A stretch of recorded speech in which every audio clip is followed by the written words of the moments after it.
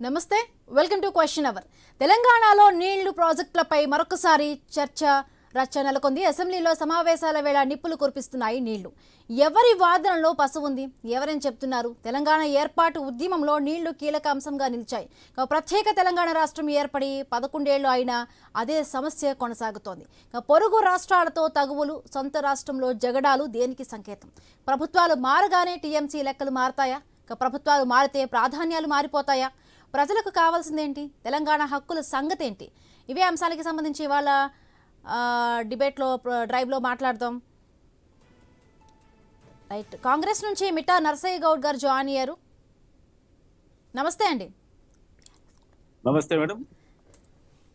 Yes, ఎట్లా చూడాలి? Telangana assembly సమావేశాలు స్టార్ట్ అవ్వగానే కొద్దిసేపటికే మాజీ సీఎం కేసీఆర్ వచ్చారు, అందరితో మాట్లాడారు. కాసేపు అయ్యాక ఆయన సభ నుంచి వెళ్ళిపోయారు. సో ఎట్లా అంటే అందరూ అనుకున్నారు గట్టిగా ఆయన మాట్లాడతారు అనుకున్నారు.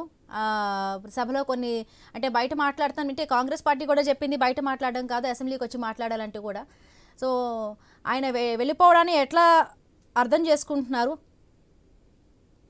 మేడం, ముందుగా మీకు ప్యానెల్లో ఉన్న పెద్దలకు వ్యూవర్స్కు నమస్కారం.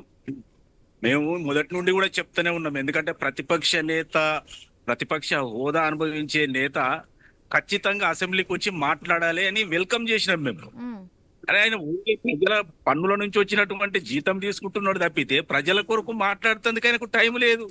కేవలం ఆయన జీతం కనుక ఎక్కడైతే ఊడిపోతుంది అనుకోని ఒకసారి అటెండెన్స్ చూపించుకోవడానికి వచ్చినట్టుగా కనిపిస్తుంది తప్పితే వారు ప్రజల కొరకు అసెంబ్లీకి వచ్చినట్టుగా కనిపిస్తలేదు.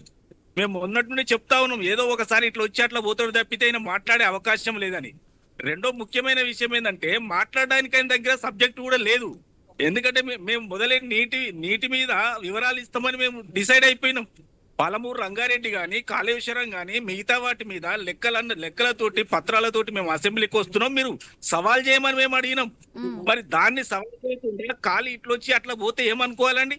తెలంగాణ ప్రజలకు ఏం మెసేజ్ ఇవ్వదలుచుకున్నాడు కేసీఆర్ గారు ఖచ్చితంగా మాట్లాడాల్సిందే. కేవలం అక్కడ మీటింగ్ పెట్టి మాట్లాడతా, ఇక్కడ మీటింగ్ పెట్టి మాట్లాడతా అంటే ఎవరి కొరకు మాట్లాడుతున్నారండి? అసెంబ్లీ ఉన్నది దేనికి? అసెంబ్లీ పెట్టుకున్నది దేనికి? మీరు ఎన్నికైన దేనికి? మీకు ప్రతిపక్ష హోదా ఇచ్చింది దేనికి? మీరు మాట్లాడకూడదా? కేవలం జీతం కొరకు, అటెండెన్స్ కొరకు వస్తూ ఉన్నారా? ఈ మెసేజ్ ప్రజలకు స్పష్టంగా పోయింది. వారు ఎక్కడికి పోయినా వారికి తిరస్కారమే తప్ప వారికి పురస్కారం ఉండే అవకాశమే లేదు. కేసీఆర్ చరిత్ర గతమే తప్ప భవిష్యత్తు లేదనేది ఆయన వెళ్ళిపోవడం వల్ల మనకు అర్థమైతా ఉంది. నిజంగా వాళ్ళకు దమ్ము ధైర్యం ఉంటే పాలమూరు రంగారెడ్డి మీద వాళ్ళు మాట్లాడాలి కదా. పాలమూరు రంగారెడ్డి మీద 9.5 సంవత్సరాల్లో ఎంత డబ్బు ఖర్చు పెట్టిరు, ఎన్ని పనులు చేసిరు అనేది వాళ్ళు చెప్పాలి కదా. అవేమి చెప్పకుండా ఎట్లనైనా నన్ను నిలదీస్తారన్న భయంతో ఇట్లొచ్చి అట్లా పోతే ఏమనుకుంటారని? ఏం సమాచారం ఏం సమాధానం చెప్తా ఉన్నారు తెలంగాణ ప్రజలకు? కాబట్టి నేను ఒకటే అంటున్నా, ఇది చరిత్ర మాత్రమే. కేసీఆర్ పార్టీకి చరిత్ర ఉంది తప్పితే భవిష్యత్తు లేదు అని మా ముఖ్యమంత్రి గారు స్పష్టంగా చెప్పిన విషయాలు మీ దృష్టికి నేను తీసుకొస్తా ఉన్నా. కాబట్టి ఇంతకంటే ఎక్కువ వారి గురించి మాట్లాడినా వేస్టే కదండి. అంటే నరసయ్య గౌడ్ గారు ఇప్పుడు అధికారంలోకి వచ్చి 2 ఏళ్లు పూర్తవుతోంది అంటే ఇప్పటి వరకు కూడా స్పష్టంగా కూడా దీనికి సంబంధించి కూడా ఎందుకు ఒక పురోగతి కనిపించడం లేదంటే ఏం చెప్తారు? మేడం, ఇక్కడ పురోగతి కాదు, ప్రతిపక్షము రండి అని చెప్తా ఉన్నాం.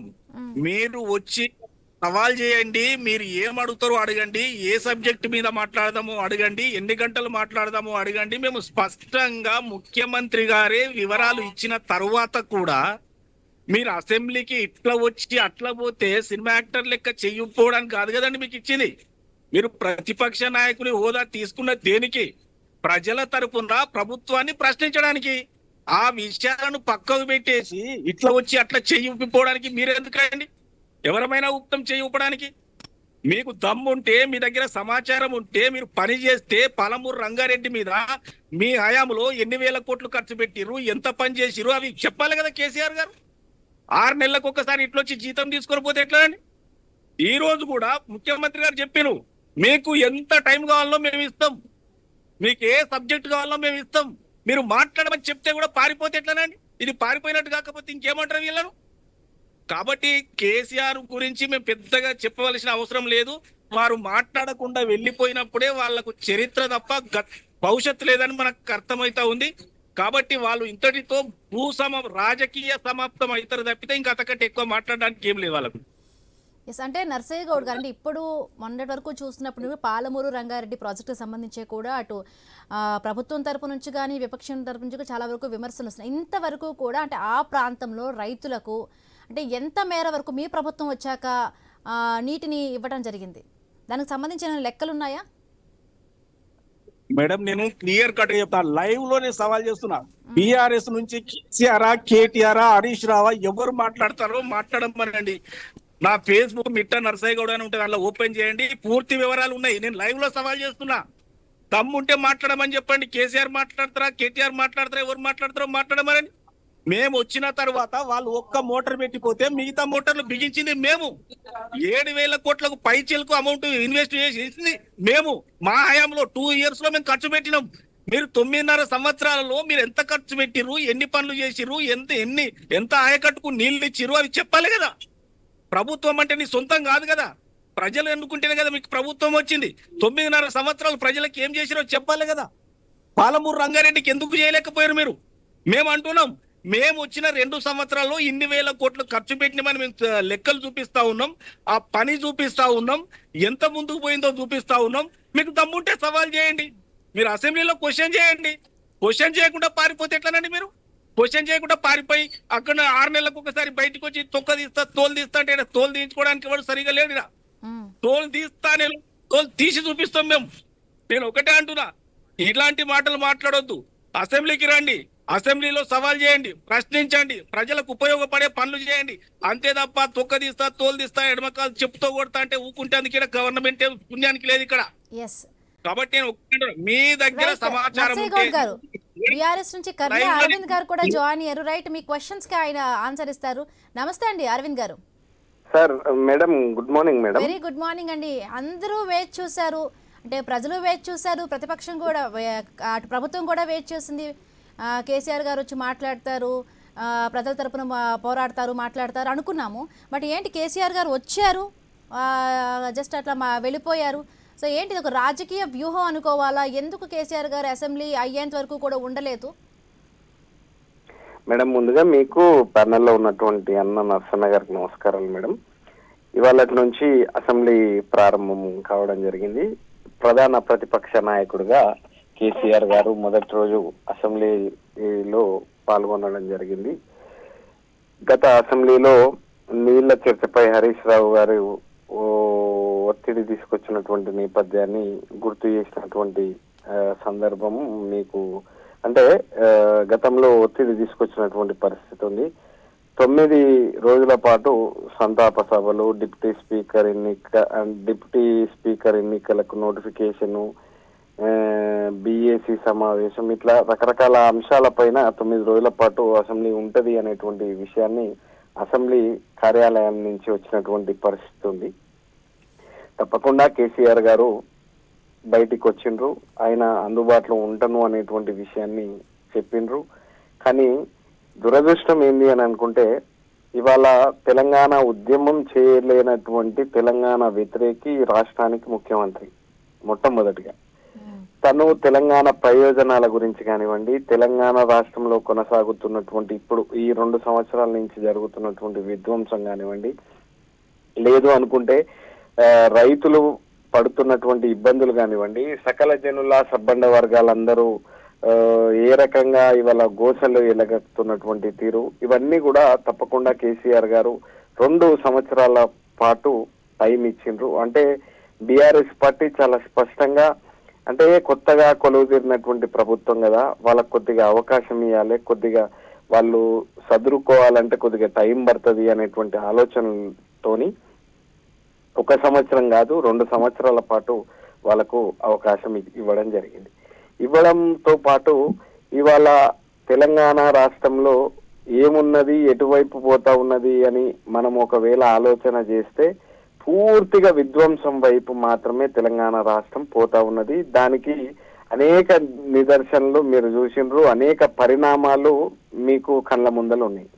ఇక్కడ మనం గమనిస్తే కనుక ఈ 100 రోజుల్లో మేము అమలు చేస్తాము అన్నటువంటి హామీలు అంటే 100 రోజుల్లో 3 నెలల్లో అది సాధ్యమయ్యేటువంటి ప్రక్రియ కాదు కాబట్టి ఇంకా కొద్దిగా వాళ్ళకి అవకాశం ఇవ్వాలి, ఒక 2 సంవత్సరాల పాటు మనకు టైం ఇవ్వాలి అనేటువంటి ఆలోచనతోని ఇవాళటి వరకు కూడా మేము ఆగడం జరిగింది.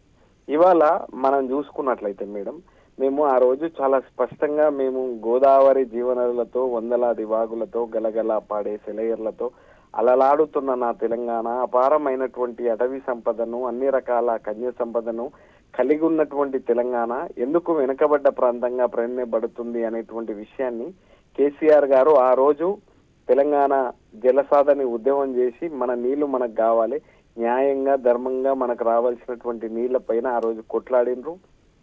అది తెలంగాణ రాష్ట్రం వచ్చినాక మనకు సాగునీళ్లు, తాగునీళ్లు ఇవాళ ఉన్నటువంటి నేపథ్యంని మీరందరూ కూడా చూసిండ్రు.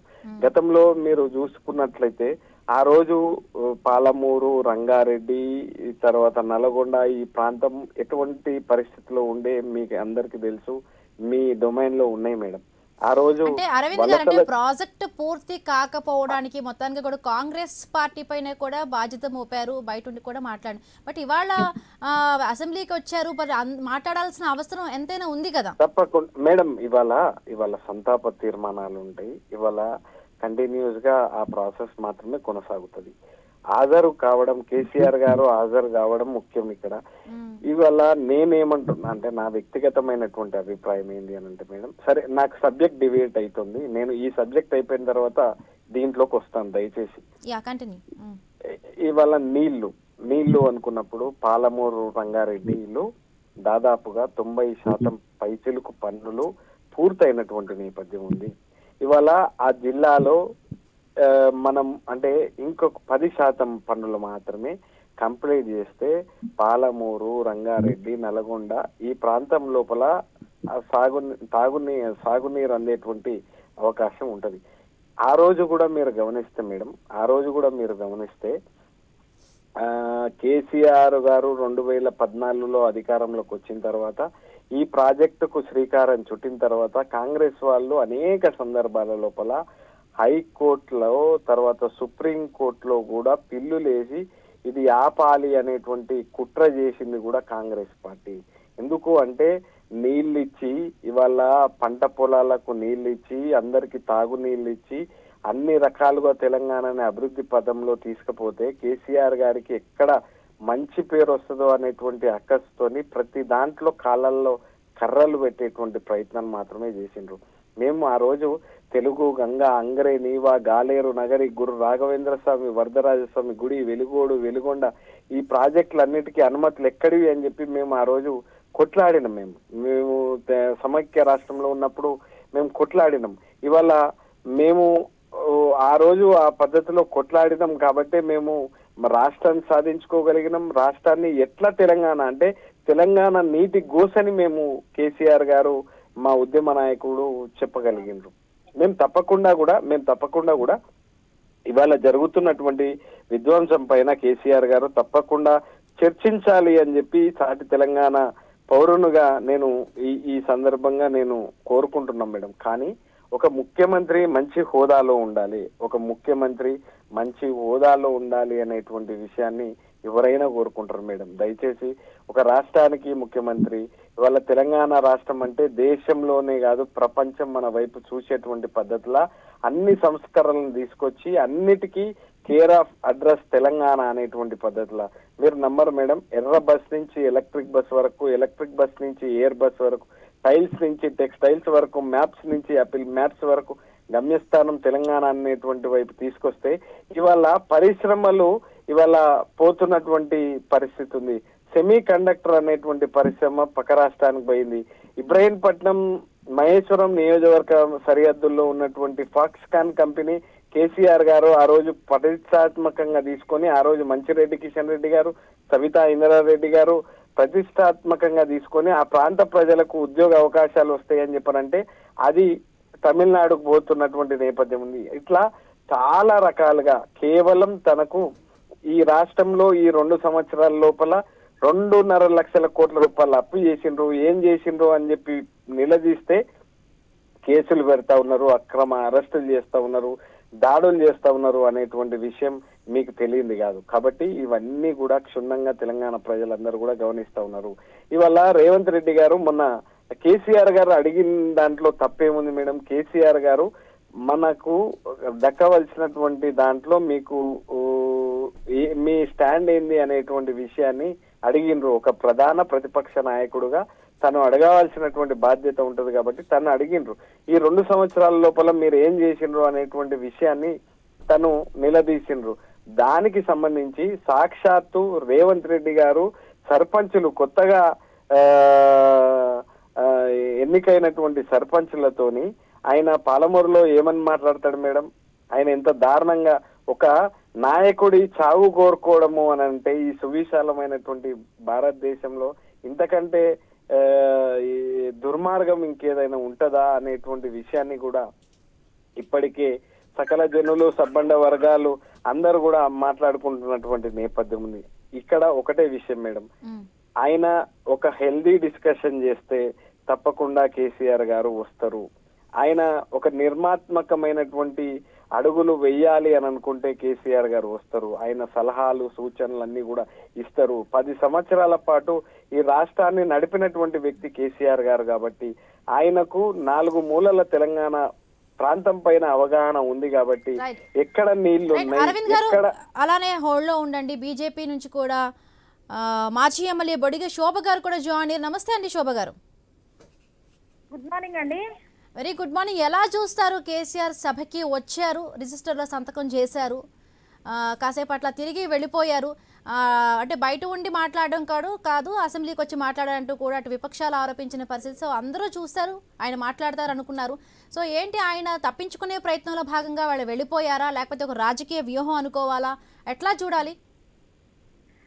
కానీ అంటే ఒక ప్రతిపక్ష నాయకుడిగా, మాజీ ముఖ్యమంత్రిగా, 2 సార్లు మాజీ ముఖ్యమంత్రిగా తను 4 కోట్ల ప్రజల ఆకాంక్ష మేరకైనా అసెంబ్లీకి అటెండ్ అయి గవర్నర్ గారి ప్రసంగం విని ఒక ప్రతిపక్ష నాయకుడిగా ఈ 4 కోట్ల తెలంగాణ ప్రజలకి ఏం చెప్పాలనుకున్నాడో తను మాట్లాడిపోతే గౌరవంగా ఉండిపోవచ్చు.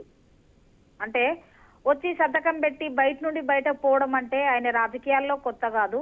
వార్డు మెంబర్ నుండి మొదలుకుంటే ఏ పదవిని వదలకుండా లాస్ట్ ముఖ్యమంత్రి ఎంపీగా ఎదిగిన వ్యక్తి కేసీఆర్ గారు. అది గౌరవం అనబడదు. 4 కోట్ల తెలంగాణ ప్రజల్ని అవమానపరిచినట్టుగా, అసెంబ్లీని కూడా గౌరవించినట్టు కాదు. ఎందుకంటే తను ఒక హూందాగా వచ్చి అసెంబ్లీకి అటెండ్ అయి ఎజెండా అంశాలు తెలుసుకొని ప్రజల పక్షాన మాట్లాడాలి. సరే, ఇవాళ కాంగ్రెస్ అధికారంలో ఉన్నది కావచ్చు, రేపు ఇంకో పార్టీ అధికారంలోకి వస్తుంది కావచ్చు, కానీ ప్రజల కోరిక మేరకన్నా తన వాయిస్ ఇచ్చి వెళ్ళిపోనుండే. లేదంటే ప్రతిపక్ష హోదాను వాళ్ళ టీఆర్ఎస్ ఎమ్మెల్యేలకు ఎవరికి ఇచ్చినా పర్లే, వాళ్ళన్న వాయిస్ ఇచ్చేవాళ్ళు కదా. కాబట్టి 4 కోట్ల తెలంగాణ ప్రజల్ని అవమానపరిచిండ్రనే అనుకోవాలి మనం, అంతే. ఎందుకంటే ఇది అసెంబ్లీ, 4 కోట్ల తెలంగాణ ప్రజల భవిష్యత్తును చర్చించే వేదిక అది. కాబట్టి గౌరవ సభ్యులందరినీ కూడా అవమానపరిచినట్టుగానే అనుకుందాం నా అభిప్రాయం అయితే. ఎందుకంటే ప్రాజెక్టుల విషయంలో కానీ ప్రతి విషయంలో కానీ ప్రెస్ మీట్లలో చర్చించే కంటే అసెంబ్లీలో చర్చిస్తే బాగుండేమో. కేసీఆర్ గారు తన అనుభవాలు, రేవంత్ రెడ్డి గారు కొత్తగా ముఖ్యమంత్రి అయినరు అనుకుందాం, కాబట్టి తనకు తన అనుభవాలు చెప్తే బాగుండు కదా. కాంగ్రెస్ పార్టీ ఎమ్మెల్యేలకు, మంత్రులకు, ముఖ్యమంత్రి గారికి తన 10 ఏళ్ల అనుభవం, ఎంపీగా తన అనుభవం, రాజకీయ అనుభవాలు, ఉమ్మడి రాష్ట్రం నుండి రాజకీయాలు చేస్తున్నారు కదా కేసీఆర్ గారు. ఈ 4 కోట్ల తెలంగాణ ప్రజలకు మేమేమో హామీలు అమలు చేసినాం, మీరేమో హామీలు ఇచ్చిండ్రు, అవేవి అమలు చేస్తలేరు, ప్రాజెక్టుల పరిస్థితి ఏందనేది నిండు అసెంబ్లీలో కూర్చొని చర్చించి తన అనుభవాన్ని చెప్పిపోతే బాగుండు అనేది మా అభిప్రాయం. అంటే శోభా గారు, అంటే ముఖ్యంగా కూడా ఈ పాలమూరు రంగారెడ్డి ప్రాజెక్టుకు సంబంధించి కూడా అంటే బీజేపీ గవర్నమెంట్లో ఉంది కేంద్రంలో. సో దీనికి సంబంధించి కూడా అంటే ఎటువంటి స్పష్టమైన ఏం చెప్తుంది తెలంగాణ ప్రజలకి? ఎందుకంటే తెలంగాణ ప్రజలు ఈ కృష్ణా వాటర్ని ఏదైతే కూడా అప్పటి ఏపీ పాలకులు కానీ డైవర్ట్ చేయలేకపోయారు, అంతా తెలంగాణ ప్రజలను ఒక వెనుకబడిపోయిన ప్రాంతంగా కూడా చేశారంటూ కూడా మాజీ సీఎం కేసీఆర్ అప్పుడు ఆరోపించిన పరిస్థితి. బట్ బీజేపీ ఎటువంటి స్టాండ్ తీసుకుంటుంది? ఇప్పుడు బీజేపీ అంటే ఇక్కడున్న మంత్రులు, ముఖ్యమంత్రులు, మాజీ ముఖ్యమంత్రి గారు పార్లమెంట్ నడిచినప్పుడు వారి ఎంపీలకు విషయం చెప్పి ఎంపీల ద్వారా పార్లమెంట్ నడిచేటప్పుడు ఇక్కడి ప్రజల సమస్యలు ప్రాజెక్టుల విషయాలు పార్లమెంట్ లో ఎంపీలు మాట్లాడితే బాగుంటది కదా అండి. ఇప్పుడు పార్లమెంట్ నడుస్తలేదు కదా, మొదదాకా పార్లమెంట్ నడిచింది కదా, నడిచినప్పుడు ప్రాజెక్టుల గురించి చర్చ చేయాలి, మాట్లాడాలి. కానీ ఈ రోజు నడుస్తున్న అసెంబ్లీ విషయాల మీదనే కదా మనం మాట్లాడుకునేది, అంతే కదండి. అది ఎవరైనా గాని ప్రజలతో ఎన్నుకోబడ్డ ప్రజాప్రతినిధులు ఎమ్మెల్యేలు తప్పకుండా సభకు రావాలి, అసెంబ్లీకి రావాలి, అసెంబ్లీ అంటే గౌరవించాలి. శోభ గారు అంటే సభలో కూడా చర్చలు కంటే కూడా అంటే ఆరోపణలకే అంటే వ్యక్తిగత దోషణలకే కూడా ఎక్కువగా కూడా ప్రాధాన్యం ఇస్తున్నారు. దీని వాళ్ళే కూడా అంటే మాజీ సీఎంకి తగినంత ప్రాధాన్యం ఇవ్వటం లేదు, గౌరవం ఇవ్వటం లేదు. ఆ పరంగా కూడా అటు బీఆర్ఎస్ నాయకులు కూడా చెప్తున్న పరిస్థితి. ఒకటేంటంటే ప్రజలకు ఇచ్చిన హామీలు డైవర్ట్ చేయడం కోసం కాంగ్రెస్ పార్టీ ప్రయత్నం చేస్తుంది. కాంగ్రెస్ పార్టీ కూడా తెలివిగా ఏం చేస్తుందంటే కేసీఆర్ గారిని నిత్యం టిఆర్ఎస్ ప్రభుత్వాన్ని విమర్శ చేయడం వల్ల ప్రజలకు ఇచ్చిన హామీలు వీళ్ళు డైవర్ట్ చేస్తాండ్రు, ప్రజలను మర్చిపోయే విధంగా ప్రతిపక్ష నాయకులు చేస్తుండ్రు. రెండు కూడా సమానంగా ఇవాళ 4 కోట్ల తెలంగాణ ప్రజల గురించి ఆలోచన చేస్తలేరు. ఇంకోటి ఏంటంటే అధికారంలోకి రాగానే జాబ్ క్యాలెండర్ పెడతా అన్నారు కదా, జాబ్ క్యాలెండర్ రిలీజ్ చేస్తా అన్నారు కదా, ఇయర్ 2 years అవుతుంది కదా అండి. దీని గురించి కేసీఆర్ ఆలోచన చేస్తలేడు, కేసీఆర్ మాట్లాడారు, ప్రతిపక్ష నాయకులు మాట్లాడారు. అధికార పార్టీలు మర్చిపోతే క్వశ్చన్ చేసేది ఎవరండి? ప్రతిపక్ష నాయకులే కదా. మరి వాళ్ళ కేసీఆర్ గారు బయట నుండి బయటకు వెళ్ళిపోయారంటే 4 కోట్ల తెలంగాణ ప్రజల్ని గౌరవించినట్ట అవమానపరిచినట్టుగా ప్రజలే తెలుసుకుంటారు, అంతే కదా. నిక్కచ్చిగా నిలబడాలి. ప్రాజెక్టులు అనేటి కేసీఆర్ హయాంలో స్టార్ట్ అయినాయా, గత ఉమ్మడి రాష్ట్రంలో స్టార్ట్ అయినాయా, అవి ఎక్కడ సంపూర్ణంగా కంప్లీట్ అయిపోయినాయా లేకుంటే ఆగిపోయినాయా, లీకేజ్ ఉన్నాయా, ఏదున్నా వేదిక అనేది అసెంబ్లీ. ఆ అసెంబ్లీలో చర్చ చేయాలి. బయట ప్రెస్ మీట్లు పెట్టి ఎవరికి వాళ్ళే వెళ్ళిపోతే ఎట్లా అండి? అసెంబ్లీ అంటే 4 కోట్ల తెలంగాణ ప్రజలు చూస్తారు. మా బతుకుల గురించి, మా జీవితాల గురించి మాట్లాడే వేదిక. మా ఎమ్మెల్యే ఏం మాట్లాడతాడో, మా మంత్రి ఏం మాట్లాడతారో, మా మాజీ ముఖ్యమంత్రి ఏం మాట్లాడతారో అని చూస్తారు కదా. అరవింద్ గారు వాళ్ళకు వాళ్ళే ప్రజలు అవమానపరిచిపోయింటే ప్రజలే తెలుసుకుంటారు రాబోయే రోజుల్లో. ఓకే శోభ గారు. అరవింద్ గారు నమస్తే అండి. అరవింద్ గారు ఏం చెప్తారు? 4 కోట్ల తెలంగాణ ప్రజలను అవమానించినట్టే అంటూ కూడా అటు బీఆర్ఎస్ బీజేపీ నాయకులు చెప్తున్న పరిస్థితి. అంటే మాట్లాడి ఉండుంటే బాగుండేది, మాట్లాడకుండా వెళ్ళిపోవడం సరికాదంటూ కూడా ఒక ప్రతిపక్ష నాయకుడిగా కూడా ప్రశ్నించే హక్కు కూడా ఉండాలి కదా అంటూ కూడా మాట్లాడుతున్న పరిస్థితి. అంటే బీఆర్ఎస్ క్యాడర్కి ఎటువంటి మెసేజ్ ఇచ్చినట్టు? మేడం, ఇవాళ పగవారికి పంచాంగం ఇస్తే పగటిలే చనిపోతాడు అనేటువంటి విషయం చెప్తారు. ఇవాళ కాంగ్రెస్, బీజేపీ, బీఆర్ఎస్ పార్టీ పైన లేదు కేసీఆర్ గారి పైన మాట్లాడాలి అనుకుంటే గిట్లనే మాట్లాడతారు. కానీ ఇవాళ 4 కోట్ల మంది తెలంగాణ ప్రజల అభిప్రాయం ఏంది అని అంటే, 4 కోట్ల మంది తెలంగాణ ప్రజలు ఇవాళ మనం ఎన్నుకున్నటువంటి ముఖ్యమంత్రి గారు ఇవాళ ఒక వీధి నాయకుడిలాగా మాట్లాడుతూ ఉన్నాడు. రాష్ట్ర ముఖ్యమంత్రి స్థాయిలో తను మాట్లాడతలేడు. ఇవాళ పేగులు కోసి మెడలు వేసుకుంటాం, గోటీలు ఆడుతాము, తర్వాత ఒక ముఖ్యమంత్రి, మాజీ ముఖ్యమంత్రి లాంటి వ్యక్తిని ఆయన ఏమంటారు మరణించాలి అని చెప్పి ఇట్లాంటి మాటలు, ఇట్లాంటివన్నీ కూడా తెలంగాణ ప్రజలు ఎవరు కూడా దీన్ని స్వాగతిస్తలేరు, దీన్ని స్వీకరిస్తలేరు మొదటిగా. అయితే తప్పకుండా ఒకటి ఏం జరగాలి అని అనుకుంటే, కేసీఆర్ గారి హయాంలో జరిగినటువంటి ప్రాజెక్టులు, ఇప్పుడు మాజీ ఎమ్మెల్యే శోభక్క గారు ఒక విషయాన్ని చెప్పిండ్రు. తను కూడా మా పార్టీలోనే ఎమ్మెల్యేగా కొనసాగిండ్రు శోభక్క గారు. కానీ ప్రాజెక్టు నిర్మాణము అని అనుకున్నప్పుడు ఆ రోజు నేను ఇందాకనే చెప్పినగా మేడం, తెలుగు గంగా, అంగరే నీవా, గాలేరు నగరి, గురు రాఘవేంద్ర స్వామి, వరదరాజస్వామి గుడి, వెలుగోడు, వెలుగొండ, ఈ ప్రాజెక్టులన్నిటికీ అనుమతులు ఎక్కడికి వెళ్ళి వస్తున్నాయి? మా ప్రాజెక్టులైనటువంటి జూరాల ప్రాజెక్ట్ మా ప్రాజెక్టులకు ఎందుకు వస్తలేవు అనేటువంటి విషయాన్ని ఆ రోజు నిలదీసిండ్రు కేసీఆర్ గారు. ఇవాళ అదే పరిస్థితి మళ్ళీ రిపీట్ అవుతూ ఉంటే మనకు ప్రత్యక్ష పోరాటాలు తప్ప మనకు గత్యంతరం లేదు అనేటువంటి విషయాన్ని ఇవాళ తెలంగాణ ప్రజలందరూ కూడా ఇవాళ పోరుబాట పట్టబోతా ఉన్నారు. ఇవాళ తప్పకుండా కేసీఆర్ గారి నాయకత్వం లోపల నీళ్ల గురించి జలసాధన ఉద్యమాన్ని కూడా మేము తప్పకుండా తీసుకుపోతాం. ఎందుకు అనంటే తెలంగాణ రాష్ట్రాన్ని తీసుకొచ్చినటువంటి వాళ్ళం. తెలంగాణ రాష్ట్రం 14 సంవత్సరాల లోపల అనేక పోరాటాలు చేసి పార్లమెంటరీ పద్ధతిలో తెలంగాణ రాష్ట్రాన్ని తీసుకొచ్చిన తెలంగాణ రాష్ట్రాన్ని అద్భుతంగా దేశంలోనే అగ్రభామి రాష్ట్రంగా నిలబెట్టి ఇవాళ మనము ఈ వేరే వైపు పోతా ఉంటే చూసి తెలంగాణ తొలి ముఖ్యమంత్రిగా కేసీఆర్ గారి మనసు ఒప్పుకోదు కాబట్టి తప్పకుండా క్షేత్రస్థాయిలకు వస్తారు, వచ్చి ప్రజా పోరాటాలు కూడా తీసుకుంటారు అనేటువంటి విషయాన్ని మాత్రం నేను ఈ సందర్భంగా తెలియజేస్తా ఉన్నా మేడం. నా వ్యక్తిగతమైనటువంటి అభిప్రాయం కాదు, తెలంగాణ ప్రజల అభిప్రాయం ఏంటి అని అంటే మంచి సూచన అంటే కన్స్ట్రక్టివ్ గా తను మాట్లాడితే ఒక ప్రధాన ప్రతిపక్ష నాయకునికి తను గౌరవం ఇచ్చి తను ఒక ఎమ్మెల్యే స్థానానికి ఒక మాజీ ముఖ్యమంత్రి అని చెప్పి తను గౌరవం ఇచ్చి మాట్లాడితే అంటే గతంలో సీఎం రేవంత్ కూడా అన్నారు ఆయన భయపడుతున్నారేమో, బట్ అలాంటి అవమానం అంటూ ఏది జరగకుండా కూడా చూసుకుంటూ ఆయన అసెంబ్లీకి రమ్మని అంటూ కూడా ఆయన చెప్పడం జరిగింది. మేడం ముఖ్యమంత్రిగా తెలంగాణ తొలి ముఖ్యమంత్రి కేసీఆర్ గారు భయపడము అనేది ఆయన జీన్స్ లో లేదు మేడం. దయచేసి భయము ఎవరు పడతారు అనంటే తెలంగాణ ప్రజలకు ఇచ్చినటువంటి హామీలు ఇచ్చి రైట్. నర్సయ్య గౌడ్ గారు ఏం చెప్తారు అంటే ఈ పాలమూరు రంగారెడ్డి ప్రాజెక్ట్ కి సంబంధించి అంటే ఖచ్చితమైన టైం లైన్ ఎందుకు ఇవ్వటం లేదు?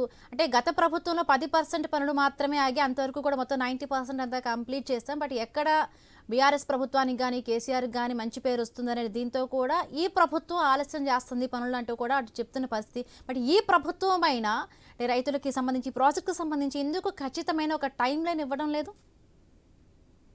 బాగా పెరిగిపోయి టమాటాలు కానీ ఏ పంటను కూడా మొక్కజొన్న మరి అది బొప్పాయి ఏ పంట వేసినా కానీ కోతులు ఉంచే పరిస్థితి లేదు అధ్యక్ష.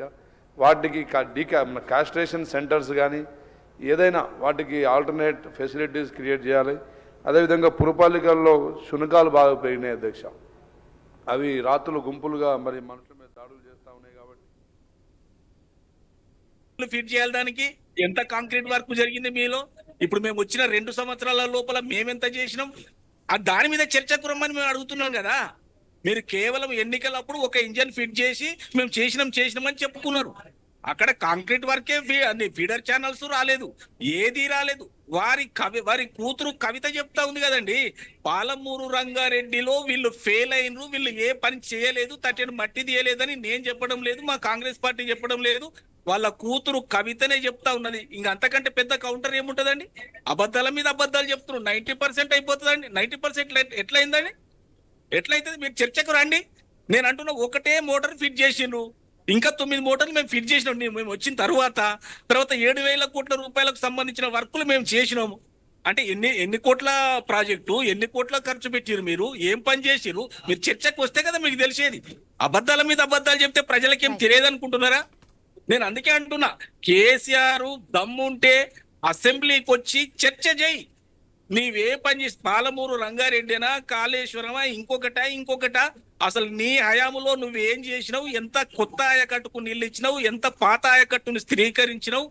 ఎంత ఖర్చు పెట్టినావు? ఎంత తిన్నావు? అన్ని కూడా లెక్కలతో సహా అసెంబ్లీలో మేము నిరూపించడానికి సిద్ధంగా ఉన్నాం. దానికి భయపడి అక్కడ సంతకం పెట్టేసి జీతం వచ్చేటట్టు చూసుకొని బయటికి పోతే ఏం లాభం అండి? వచ్చిన రోజు అక్కడ ఉండాలి కదా, మాట్లాడేది వినాలి కదా. అండి నర్సయ్య గౌడ్ గారు, కర్ణ అరవింద్ గారు, శోభ గారు, సో చూడాలి ఇంకా మిగతా అసెంబ్లీ సమావేశాలు కూడా కొనసాగుతాయి కాబట్టి సీఎం కేసీఆర్ మళ్ళీ హాజరు అవుతారంటూ కూడా అటు బీఆర్ఎస్ నేతలు చెప్తున్న పరిస్థితి. బట్ ఈ రోజైనా మాట్లాడితే బాగుండేది, తప్పించుకునే ప్రయత్నం కాకుండా కూడా ఉంటే బాగుంది. అటు ప్రభుత్వం